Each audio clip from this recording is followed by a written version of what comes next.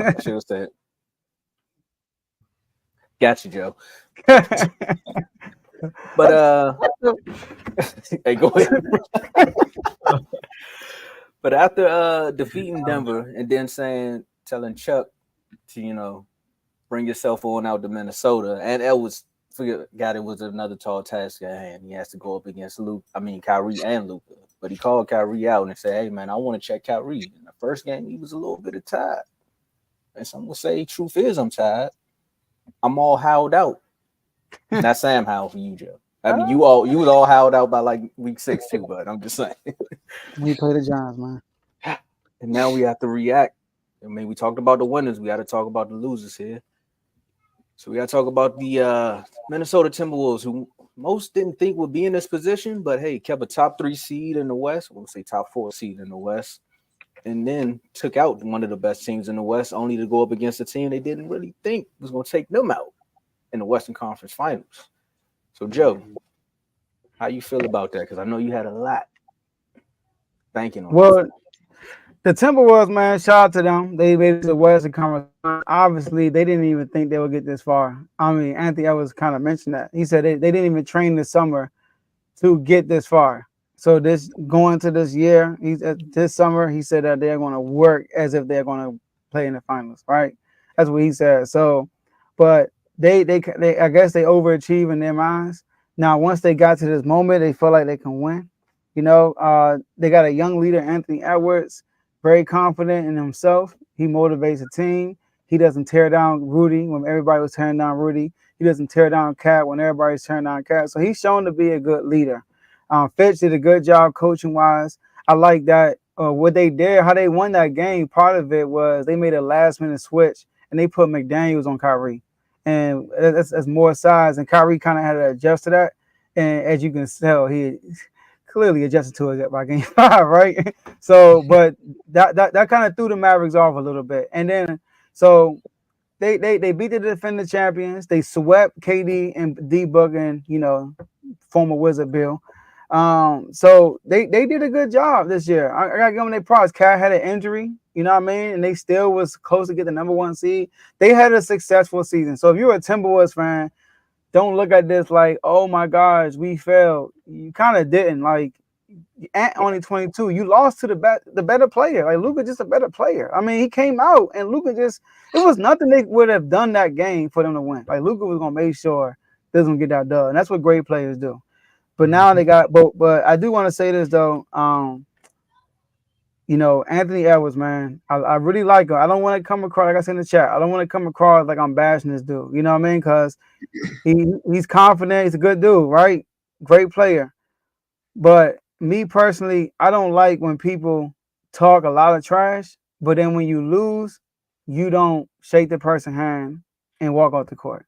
I don't like that. I don't like that with anything in life. I don't like that if we competing with anything. Like, people say it's good to be a sore loser. No, it's not.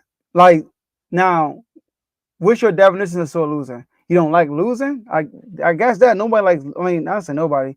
The winners don't like losing. But how do you handle the loss though? You got to handle the loss as if you were handling the win. Not saying celebrate, but you know what I'm saying. Like, don't run from the spotlight. Like, if you we compare that man to Michael Jordan.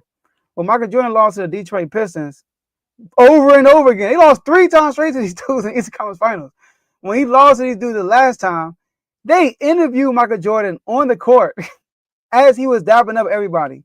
And they said, hey, good luck to them. You know what I mean? All that stuff. Kudos to them. This one out year, we got to come back stronger. And just walked off the court. You know what I mean? And, like, I don't get that. So, now, if he didn't talk so much trash, I wouldn't trip off that. You know what I mean? Because Kobe at times just walked off the court. But Kobe didn't do this to teams when he won. You know what I mean? He didn't tell Michael Parsons, I got shoes for you in game 6. That's wild. I can't believe he did that. He playing Luka, bro. What's wrong with you? Like, you think Luka was going to hit that? Come on now. So, and then what they going to do with Cat? I heard the press conference, this Cat talking like, I want to be here, but he want to be here, but he's sensing that he might be gone. I say keep the core, and then y'all gonna get better because y'all still young. But kudos to them, but they just lost to a better player. Better player, better team, better pizza. Y'all know the saying. But I'm I'm not too.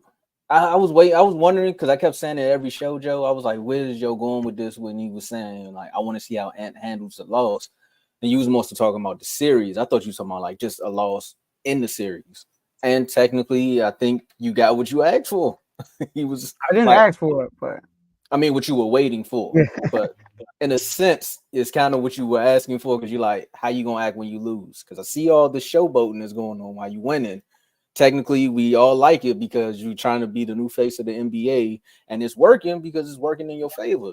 I mean, even when they lost to Denver in Game 6, I mean, no, when they won Game 6, and he said, "We told y'all we was gonna go." No, they lost Game 6. They went and won Game 7. I'm sorry. When they lost Game 6, he did the post conference and he sat up there and was like, "Nah, I told y'all this is what's gonna happen." I was like, "All right, there we go." So even if they lose in the next series, this is gonna be the energy guy. He gonna come back and be like, "Well, hey, all right, we lost this one, but we'll see y'all next year." Saying that you didn't train in the summer to prepare to yeah, be here, that was a bad quote. I mean, I know yeah. you were being honest, but that's just bad. Because at the end of the day, you should always play like you want to make it to the finals. Like, did you not believe in the team? Now, there's a lot of questions that come behind that. That's almost about as bad when CD Mama said Dak ain't it. It came with You know, maturity. It come with yeah. maturity. And this also goes back to what the press conference before that when the dude asked me, he was like, "Don't y'all think y'all skipped a step?" I said this on another show and was like, this is what he mean. You have to learn from these. Mm-hmm. You all beat the best team, one of the best teams in the West, the defending champions, and now you're going up against the Mavericks, and you think it's just going to be smooth sailing from there. Nah, that's not how the NBA works, That's my the boy. matchup. Now they had to get humbled. And what way to get humbled than have Luka drop 20 on you in the first quarter, knowing that you don't even have a chance to win this game. And then technically, when they almost cut it close in like the second quarter, Kyrie, turn right back up. It was just like, nah, bro. Kyrie went so crazy in the second half. So My for this God. one, man. So for me, my reaction to it is great season by Ant. Build off of this. With Tyra Banks say, we were all rooting for you. Learn something from this. Tyra Banks. So, And then went back. yeah. I mean, yeah, shout out to the Wolves. Like, it was a tough opponent. Like, the outcome of the series wasn't a testament of how the series actually went. I'm gonna keep saying that. That was a tough opponent. I'm just the matchup within itself. Everybody telling me, "Oh, y'all got to worry about those bigs." I'm like, they got Crody, Cat, Crody. Like, Crody gonna shoot from three. That's what he gonna do. But Ant Man, like I said, like everybody respects Ant Man. Everybody wants him to win. It's like he's like the Lamar of the NBA. You feel me? Mm. Like a lot of black people from the culture, whatever, like everybody backing him because he's like he mind you old school for one. Two, Mm-hmm. he mind you of just the average Joe guy who, you know what I'm saying? He's in the NBA, he's having fun. He's not It's a very wearing his heart on his sleeve. You know, he's not wearing his heart on his sleeve for real. But in a good He not wearing dresses to the game and yeah. stuff. Yeah. Like he's unapologetically himself. But like Yeah. Joe said, like stuff like that, you know, it make you not question him because like you don't think he's a bad person. It's just like you might want Mm-hmm. to work on that, something you don't want to get in a habit of doing. But Yeah. yeah, I mean, I think this humbled him. Like they said after the game, he met up with Luca, spoke with him this and the third. Mm-hmm. So privately, I mean, I'm pretty sure he made amends or whatever. But um, Timberwolves, if they keep that, if they stick together, I mean, they can. I said OKC at first. Like I think OKC is the team that's going to be like the problem in the NBA. But Timberwolves can definitely like give them a run for their money if they keep the core together. Like them role players the Timberwolves had, Reed and them boys, Daniels. yeah, McDaniels, oh yeah, they stepping up. The weakness I see in the starting five is Rudy. To be honest, he's the defensive player of the NBA somehow. But I mean, Don't worry about it. Wemby got that next year. yeah, for sure. But um, it. I think they should just learn from this. Like you said, I mean, he probably shouldn't have said that, but I think Kevin Garnett, one of them, had said something about that. How God, they used to, it was MJ or somebody used to make them train all the way up to that point, regardless. Like, yeah, he was like they need to train up into that point because you gotta have your body ready because your body not used to playing for that long. You're just gonna shut down just off of just nature. So I think they probably was a little gas or whatever. They probably didn't feel like going all the way to the wire that many times in a row. The Mavericks, we had already been tested for one. Luka's been to the Western Conference Finals before. Two, the series that we've been having, we've been in heavyweight title matches this whole time. Like, luckily, Luka stayed healthy enough to make it this far. So, and it seemed like he got healthier as it went on. So, I mean, yeah, like he started getting healthier, right? It was kind of like the Clippers series. It was like we ain't gonna make it. Then around yeah. Kind of like Ultimate Warrior. Like you keep hitting them and they just like get stronger and stronger. Like it was crazy, but yeah, I don't have no slander for the Wolves, man. Only trash I had was for people supporting them, you know. But other than that, Wolves themselves as a team, it should be around. As long as they keep that core together, they should be fine. Yeah, in the West, Joe. I know. Like they gotta make a move. They gotta make a move. But what I can say, the Mavs did a good job on them. I know they did a good job on Anthony Edwards. Like daring everybody to shoot. It was daring the Timberwolves to shoot. They were sagging out their players and clogging up that paint.